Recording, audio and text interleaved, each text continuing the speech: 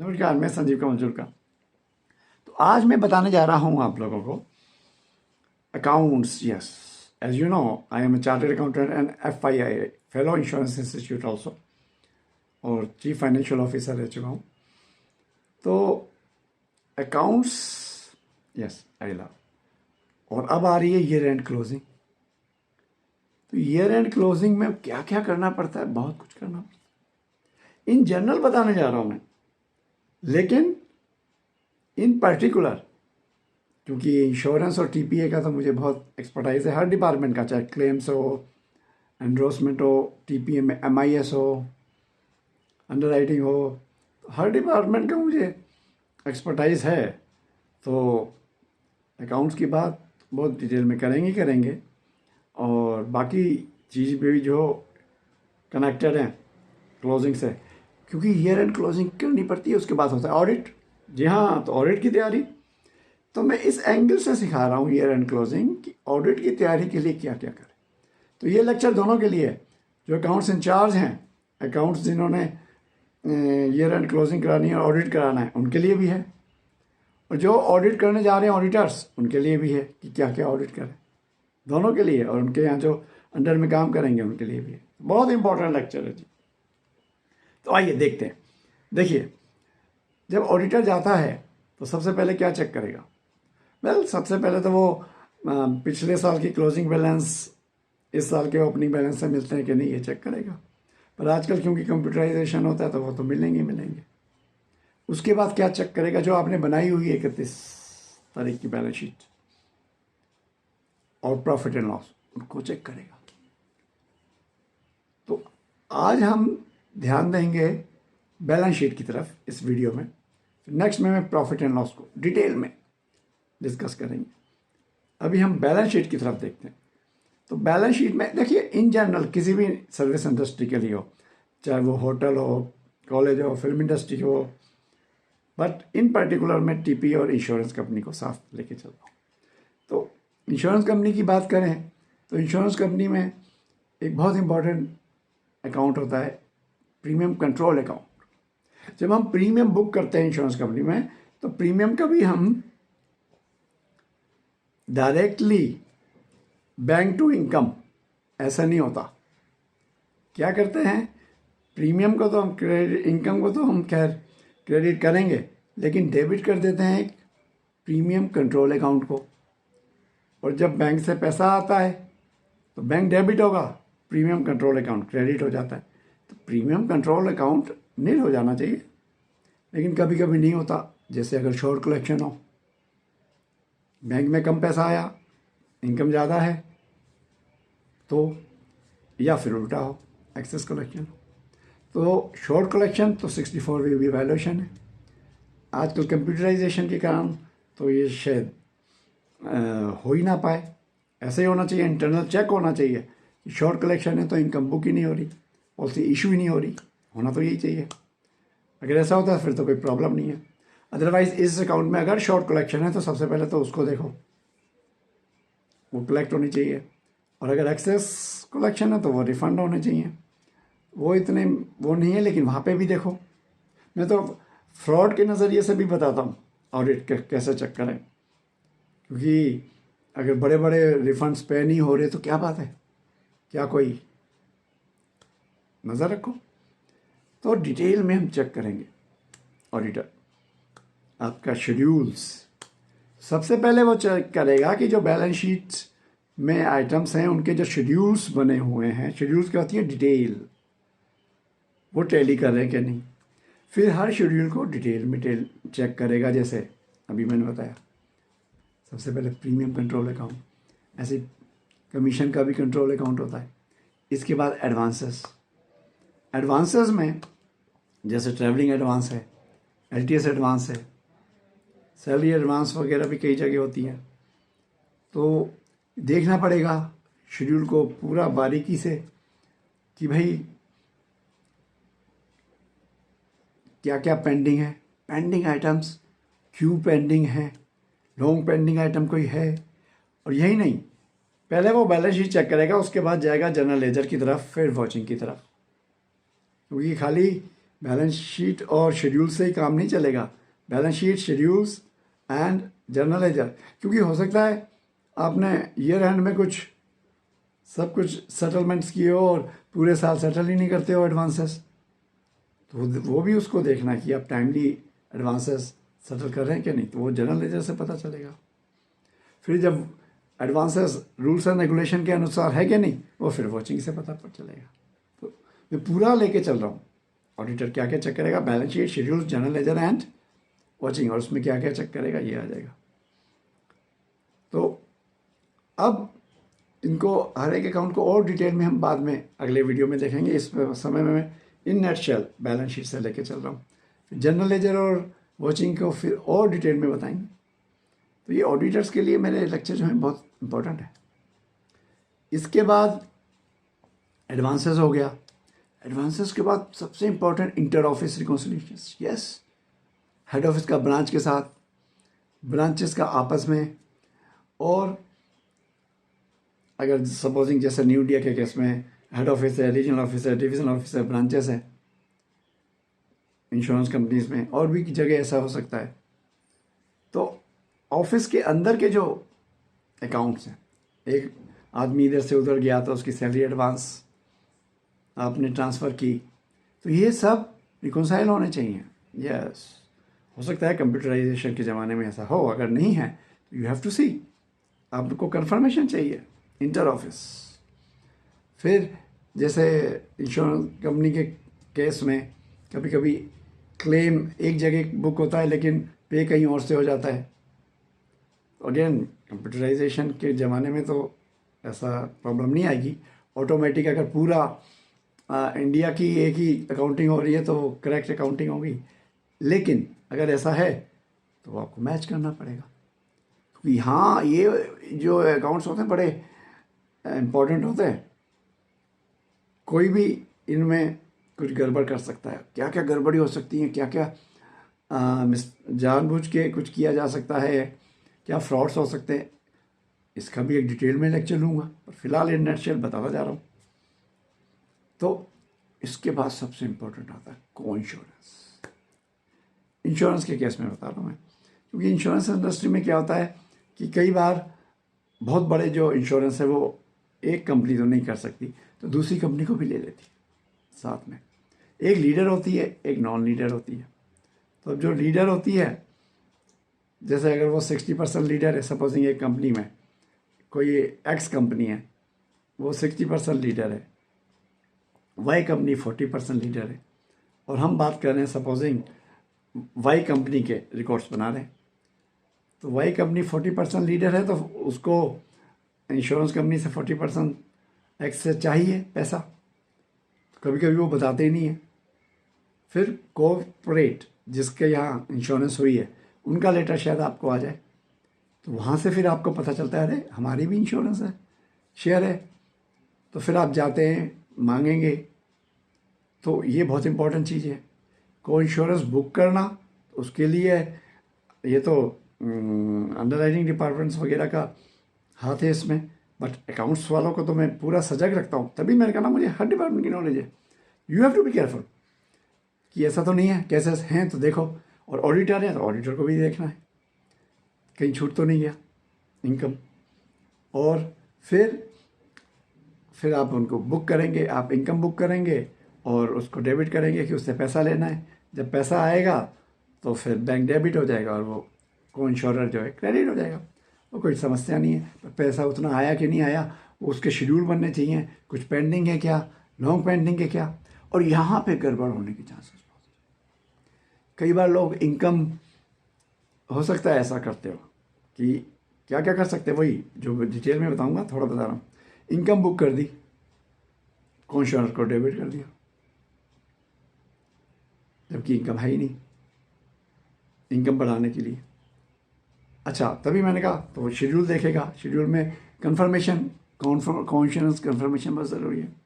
अच्छा, उसके बाद जनरल लेजर देखना भी ज़रूरी है, इसलिए हो सकता है दिसंबर में आपको प्रीमियम ज़्यादा चाहिए था, आपने एंट्री कर दी इनकम क्रेडिट, बाद में उसको रिवर्स कर दिया। As an auditor, as a नज़र हम रखते हैं, तो वो मेरी एक नज़र है इंटरनल ऑडिटर है जो हूँ, पर उस तब भी मैं फ्रॉड और मिस्टेक्स कोई क्या क्या कर सकता है उस सबको नज़र में रखकर, तो मेरा तो एक्सपर्टाइज है इवन कंप्यूटर की भी, तो कंप्यूटर से ऐसे सिस्टम या मैन्युअली ऐसे सिस्टम बनाना कि फ्रॉड्स वगैरह ना हो, मिस्टेक्स ना हो तो हाईलाइट हो जाए, तो आप उस नज़रिए से भी देखते हो जाएंगे। कॉन्श्योरेंस से कंफर्मेशन भी चाहिए। फिर जो डेटर्स हैं, क्रेडिटर्स हैं, उनकी कंफर्मेशन चाहिए आपको। तो ये मेजर अकाउंट्स हो गए आपके, जो जहाँ हमें बहुत बारीकी से चेक करना है बैलेंस शीट को। फिर fix assets, yes fix asset register बनाए क्या, वो टैली कराए आपकी बैलेंस शीट से, टोटल अमाउंट से, और फिजिकल क्वांटिटी को चेक करना। कैश बैलेंस, पेटी कैश हो सकते हैं, वो ड्यूली टाइमली चेकिंग हो रही है क्या नहीं, रिइंबर्स हो रहे क्या नहीं, 31 मार्च को चेक करना कैश, वो भी एक होता है। तो ये सब चीज़ें आती हैं, ऑडिटर को हर एक चीज़ देखनी है बैलेंस शीट के प्रोस्पेक्टिव से। इसके बाद अगर हम प्रॉफिट एंड लॉस की बात करें तो इंश्योरेंस कंपनी में मेजर होती है इनकम। कोई भी इंडस्ट्री होगी, होटल इंडस्ट्री है तो उसकी इनकम होगी, जो कलेक्शन होती है रेस्टोरेंट से या फिर होटल के रेंट से। कॉलेज है तो फीस से। इंश्योरेंस कंपनी के केस में होता है प्रीमियम आता है, तो प्रीमियम जो आता है वो बहुत इंपॉर्टेंट है। तो वहाँ आपको प्रॉफिट एंड लॉस तो आप देखेंगे ही, फिर बारीकी में जाकर हर पॉलिसी चेक करनी पड़ती है, ABC एनालिसिस करके, स्पेशली बड़ी बड़ी policies, correct premium rules and regulation, IRDA regulation भी लगता है, हेड ऑफिस की गाइडलाइंस होती हैं, तो आपको सारी रूल्स एंड रेगुलेशन पता होने चाहिए। तो उसके हिसाब से वो आपने प्रीमियम लिया कि नहीं। और मेजर जो वो है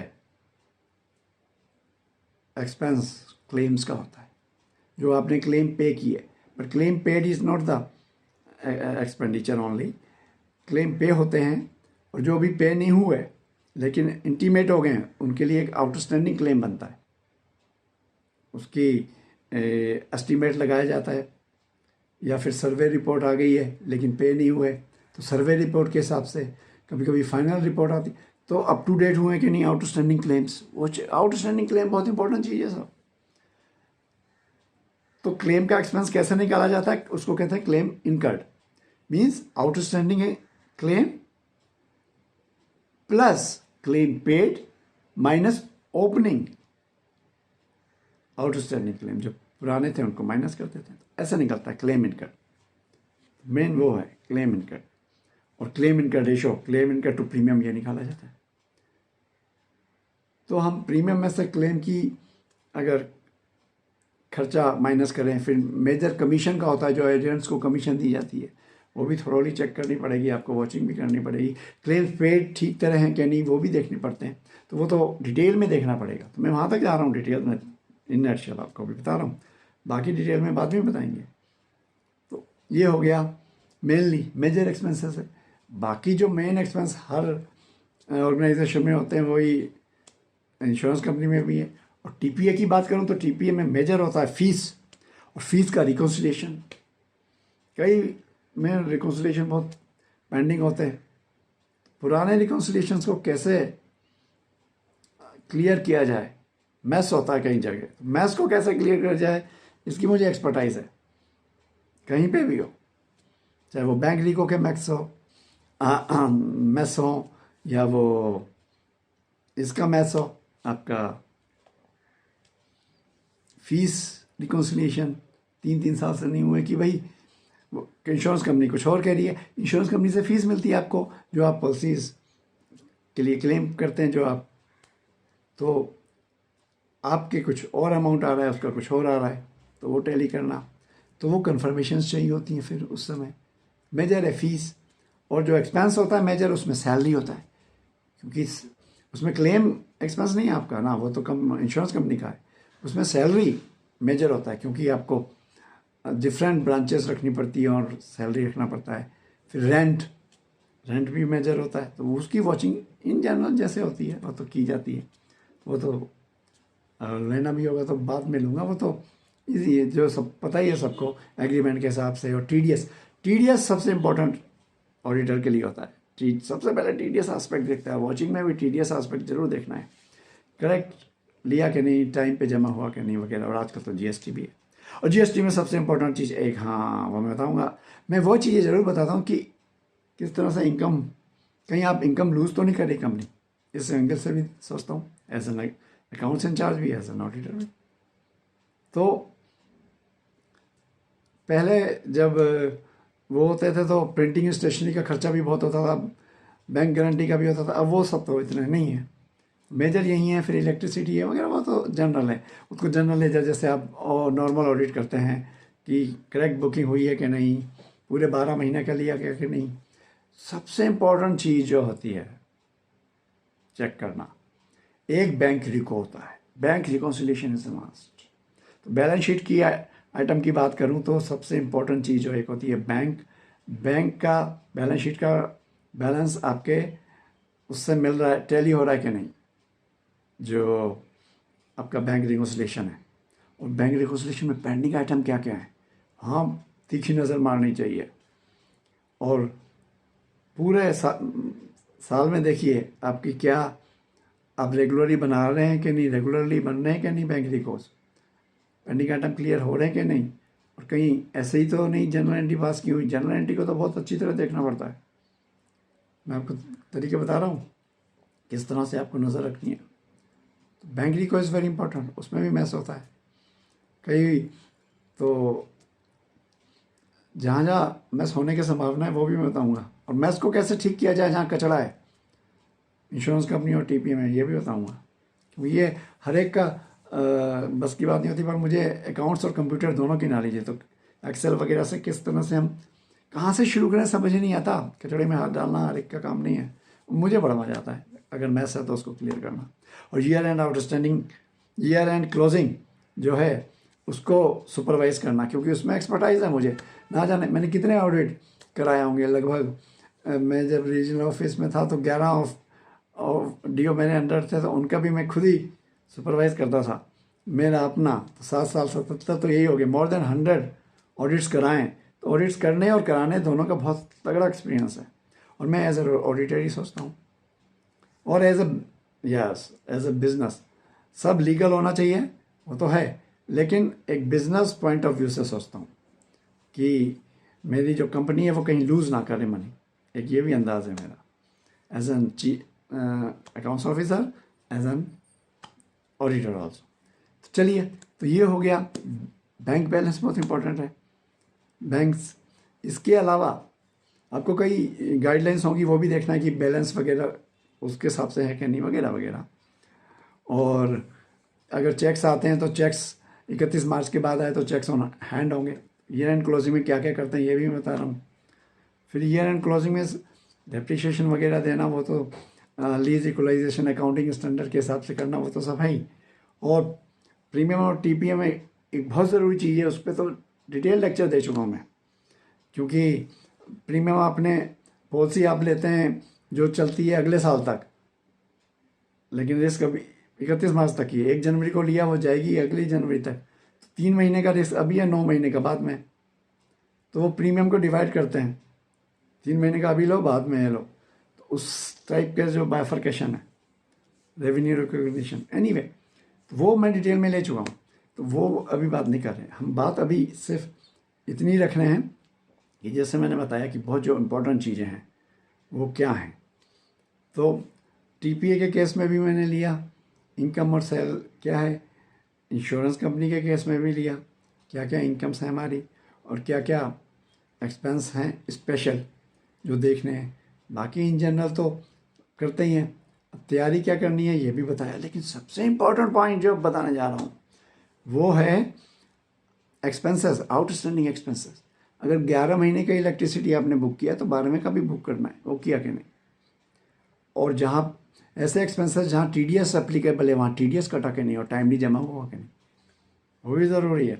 आप आउटस्टैंडिंग करेंगे, सपोजिंग प्रिंटिंग स्टेशनरी का बिल है और जहाँ टीडीएस कटता है, या कॉन्ट्रैक्टर का बिल है जहाँ टीडीएस कटना है, तो वो अपने आउटस्टैंडिंग को भले ही क्रेडिट कीजिए, एक्सपेंस डेबिट कीजिए, लेकिन आपको टीडीएस काटना पड़ेगा और टाइमली जमा कराना पड़ेगा। तो बेटर ही होता है। मैं तो अपनी फोर्स लगा देता था कि 31 मार्च के बिल 31 मार्च तक आ जाए, बुक हो जाए ज़्यादातर, ताकि टीडीएस काटो, एग्जैक्ट टीडीएस पता चलेगा और टीडीएस आप जमा करा दो। अगर एस्टीमेट के हिसाब से कराओगे तो कम ज़्यादा भी हो सकता है। तो ये बहुत ज़रूरी है। फिर अनबिल्ड इनकम, वो इनकम, ये बहुत ज़रूरी है चेक करना। वो इनकम जो एक्रू हो गई है लेकिन आपने अभी तक आई नहीं है, बुक नहीं की है, वो यहाँ पे आपको बहुत ध्यान देना है। कई बार लोग ऐसे ही करने की कोशिश करेंगे, क्या क्या करेंगे, वो सब एक्सपर्टाइज है मुझे। तो एज एन ऑडिटर भी, एक अकाउंट्स ऑफिसर भी, we have to be careful. तो मेजर एस्पेक्ट्स अभी मैंने ले लिए। फ्रॉड से कैसे बचे हैं, क्या क्या लोग कर सकते हैं, कैसे, तो ये सब चीज़ें भी ले ली हैं मैंने। और इसमें कई बार मैस भी हो जाता है। जो मैस हैं बैंक रिको में हो सकता है, टीपीए फीस रिकन्सिलेशन में हो सकता है, या कभी कभी इंश्योरेंस कंपनी है तो उसने डीलर्स हैं पूरे, एक ऑफिस को दे रखी है पूरे, सपोजिंग टाटा की इंश्योरेंस या हुंडई की इंश्योरेंस या एक कार की इंश्योरेंस। तो वहाँ से टाइमली चेक आते हैं कि नहीं, बैंक रिको हुआ कि नहीं, सारी पॉलिसीज ली कि नहीं है, जो कैंसिल हुई है, पैसा नहीं आया तो चेक डिसऑनर हुआ। क्योंकि अगर पैसा नहीं आया तो वैसे तो आजकल एनईएफटी चलता है तो इसलिए कोई प्रॉब्लम नहीं है, पर जहाँ चेक हैं वहाँ तो you have to be very careful, क्योंकि चेक डिसऑनर हो गया तो उसको, आपको पॉलिसी को कैंसिल करना है, कहीं उस पर क्लेम तो नहीं पे हो गया। ये देखिए, इंटरनल ऑडिटर के लिए भी ये बहुत मेरा जो लेक्चर है बहुत ज़रूरी है। Internal auditors and chief accounts officers और उनके अंडर जो काम कर रहे हैं। तो बस इसके अलावा और डिटेल में बताऊंगा मैं अगले लेक्चर में। तो अब मिलते हैं अगले लेक्चर में। Thank you.